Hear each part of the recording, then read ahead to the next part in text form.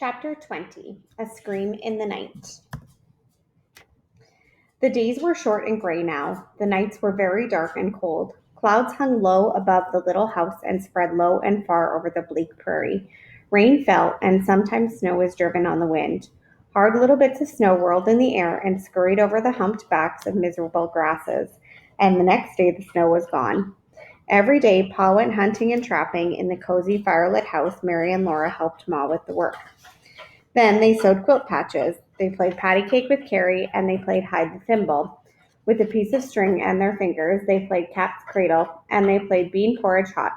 Facing each other, they clapped their hands together and against each other's hands, keeping time while they said, "Bean porridge hot, bean porridge cold, bean porridge in the pot 9 days old.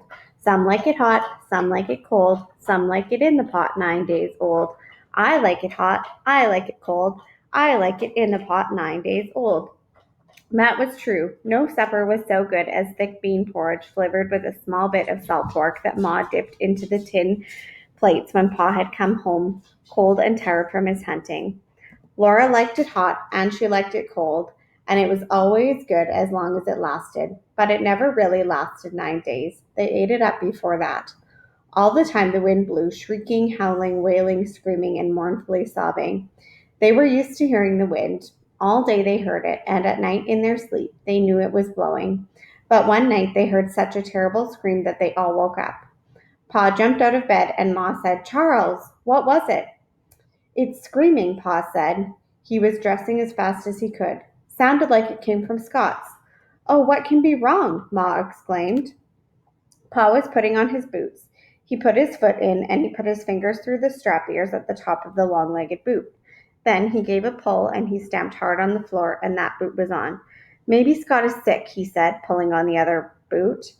"You don't suppose?" Ma asked. "No," said Pa.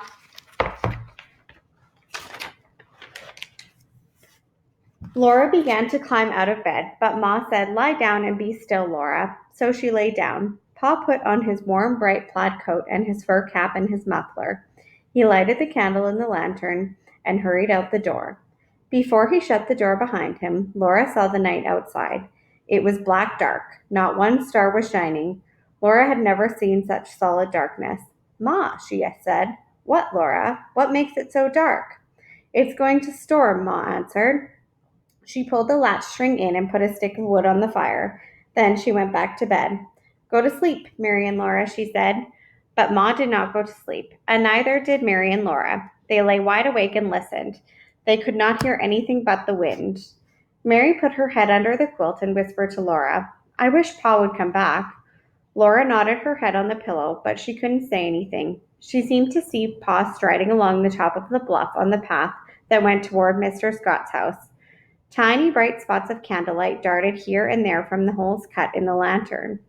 The little flickering light seemed to be lost in the black dark.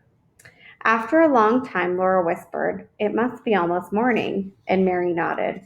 All that time they had been laying and listening to the wind, and Pa had not come back. Then, high above the shrieking of the wind, they heard again that terrible scream. It seemed quite close to the house. Laura screamed too and leapt out of bed. Mary ducked under the covers. Ma got up and began to dress in a hurry. She put another stick of wood on the fire and told Laura to go back to bed. But Laura begged so hard that she could stay up. They stood by the fire and listened. They couldn't hear anything but the wind, and they could not do anything. But at least they were not in bed. Suddenly, fists pounded on the door, and Pa shouted, "Let me in! Quick, Caroline!" Ma opened the door, and Pa slammed it quickly behind him. He was out of breath. He pushed back his cap and said, "Whew, I'm scared." "What was it, Charles?" said Ma. "A panther," Pa said. He had hurried as fast as he could to Mr. Scott's. When he got there, the house was dark and everything was quiet. Pa went all around the house, listening and looking with the lantern. He could not find any sign of anything wrong, so he felt like a fool to think he had got dressed up in the middle of the night and walked 2 miles, all because he heard the wind howl. He did not want Mr. and Mrs. Scott to know about it, so he did not wake them up. He came home as fast as he could because the wind was bitter cold, and he was hurrying along the path where it went on the edge of the bluff when all of a sudden he heard that scream right under his feet. I tell you, my hair stood up until it lifted my cap, he told Laura. I lit out for home like a scared rabbit. Where was the panther, Pa? She asked him. In a treetop, said Pa. In the top of that big cottonwood that grows against the bluffs there. Pa, did it come after you? Laura asked. No, Pa said. Well, you're safe now, Charles, said Ma. Yes, and I'm glad of it. This is too dark a night to be out with panthers, Pa said. Now, Laura, where's my bootjack? Laura brought it to him. The bootjack was a thin oak slab with a notch in one end and a cleat across the middle of it. Laura laid it on the floor with the cleat down, and the cleat lifted up the notched end. Then Pa stood on it with one foot. He put the other foot into the notch, and the notch held the boot by the heel while Pa pulled his foot out. Then he pulled off his other boot the same way. The boots clung tightly, but they had to come off. Laura watched him do this, and then she asked, Would a panther carry off a little girl, Pa? Maybe, said Pa. The next day, Pa went out and hunted the panther, and the next day he hunted it again. He found the panther's tracks,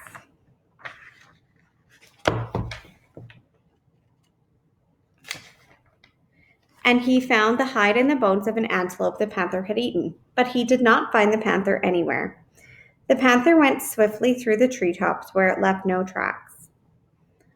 Pa said he would not stop hunting the panther. We can't have them around here where there are little girls running. So Pa kept looking for the panther day after day.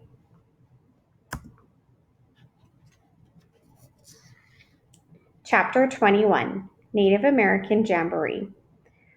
Winter ended at last. There was a softer note in the sound of the wind, and the bitter cold was gone. One day, Pa said he had seen a flock of wild geese flying north. It was time to take his furs to Independence. You must go, Charles, said Ma. We must have a plow and seeds, and soon you will be back in the morning. Before dawn, Pa hitched Pet and Patty to the wagon, loaded his furs into it, and drove away. Laura and Mary counted the long, empty days 1, 2, 3, 4, and still Pa had not come home. In the morning on the fifth day, they began to watch for him. It was a sunny day. There was still a little chill in the wind, but it smelled of spring. The vast blue sky resounded to the quacks of wild ducks and the honking of wild geese. The long, black dotted lines of them were all flying north. Laura and Mary played outdoors in the wild weather, and poor Jack watched them and sighed. He couldn't run and play any more because he was chained. Laura and Mary tried to comfort him, but he didn't want petting. He wanted to be free again. Pa didn't come home that morning. He didn't come home that afternoon. Ma said it must have taken him a long time to trade his furs. That afternoon, Laura and Mary were playing hopscotch. They marked the lines with a stick in the muddy yard. Mary really didn't want to hop. She was almost 8 years old, and she didn't think that hopscotch was a ladylike play. But Laura teased and coaxed and said that if they stayed outdoors, they would be sure to see Pa the minute he came home from the creek bottom. So Mary was hopping. Suddenly, she stopped on one foot and said, What's that? Laura had heard the sound, and she was listening to it. Laura tried to hear it more clearly. She couldn't hear it very well because hills and trees and the wind were in the way, and Jack was growling. Ma came outdoors and listened a minute. Then she told Mary and Laura to come into the house. Ma took Jack inside too and pulled in the latch string. They didn't play any more. They watched the window and listened to the sound. It was harder to hear in the house. Sometimes they couldn't hear it, then they heard it again. It hadn't stopped. Ma and Laura did the chores earlier than usual. They locked Bunny and the cow and the calf in the stable and took the milk to the house. Ma put it away. She drew a bucket of fresh water from the well, while Laura and Mary carried in wood. All the time the sound went on. It was louder and faster. It made Laura's heart beat faster. They all went into the house and Ma barred the door. The sun slowly sank. All around the edge of the prairie, the edge of the sky flushed pink. Firelight flickered in the dusky house, and Ma was getting supper. But Laura and Mary silently watched from the window. They saw the colors fade from everything. The land was shadowy and the sky was clear, pale gray. All the time, that sound came from the creek bottoms, louder and louder and faster and faster. How she shouted when she heard the wagon. She ran to the door and jumped up and down, but she couldn't unbar it. Ma wouldn't let her go. Ma went out to help Pa bring in the bundles. He came in with his arms full, and Laura and Mary clung to his sleeves and jumped on his feet. Paul laughed his jolly big laugh. Hey, hey, don't upset me, he laughed. What do you think I am, a tree to climb? He dropped the bundles on the table. He hugged Laura in a big bear hug and tossed her and hugged her again. Then he hugged Mary snugly in his other arm. Listen, Paul, Laura said. Listen to the noises. Oh, they're having a jamboree, Pa said. I heard them when I crossed the creek bottoms. Then he went out to unhitch the horses and bring in the rest of the bundles. He had got the plow. He left it in the stable, but he brought all the seeds into the house for safety. He had sugar, not any white sugar this time, but brown. White sugar cost too much, but he had brought a little white flour. There were cornmeal and salt and coffee and all the seeds they needed. Pa had even got seed potatoes. Laura wished they might eat the potatoes, but they must be saved to plant. Then Pa's face beamed and he opened a small paper sack. It was full of crackers. He set it on the table and he unwrapped and set beside it a glass jar full of little green cucumber pickles. I thought we'd all have a treat, he said. Laura's mouth watered and Ma's eyes shone softly at Pa. He had remembered how she longed for pickles. That wasn't all. He gave Ma a package and watched her unwrap it, and it was enough pretty calico to make her a dress. Oh, Charles, you shouldn't. It's too much, she said. But her face and Pa's were two beams of joy. Now he hung up his cap and his plaid coat on their pegs. His eyes looked sideways at Laura and Mary, but that was all. He sat down and stretched out his legs to the fire. Mary sat down too and folded her hands in her lap. But Laura climbed onto Pa's knee and beat him with her fist. Where is it? Where is it? Where's my present? She said. Paul laughed his big laugh, like great bells ringing, and he said, Why, I do believe there is something in my pocket. He took out an oddly shaped package and very, very slowly he opened it. You first, Mary, he said, because you are so patient. And he gave Mary a comb for her hair. And here, Flutterbudget, this is for you, he said to Laura. The combs were exactly alike. They were made of black rubber and curved to fit over the top of a little girl's head. And over the top of the comb lay a flat piece of black rubber with curving slits cut in it, and in the very middle of it a little five-pointed star was cut out. A bright colored ribbon was drawn underneath, and the color showed through. The ribbon in Mary's comb was blue, and the ribbon in Laura's comb was red. Ma smoothed back their hair and slid the combs into it, and there in the golden hair, exactly over the middle of Mary's forehead, was a little blue star. And in Laura's brown hair, over the middle of her forehead, was a little red star. Laura looked at Mary's star, and Mary looked at Laura's, and they laughed with joy. They had never had anything so pretty. Ma said, But Charles, you didn't get yourself a thing. Oh, I got myself a plow, said Pa. Warm weather'll be here soon now, and I'll be plowing. That was the happiest supper they had had for a long time. Pa was safely home again. They fried salt pork, and it was very good, after so many months of eating ducks and geese and turkeys and venison. And nothing had ever tasted so good as those crackers and the little green sour pickles. Pa told them all about the seeds. He had got seeds of turnips and carrots and onions and cabbage. He had got peas and beans and corn and wheat and seed potatoes and watermelon seeds.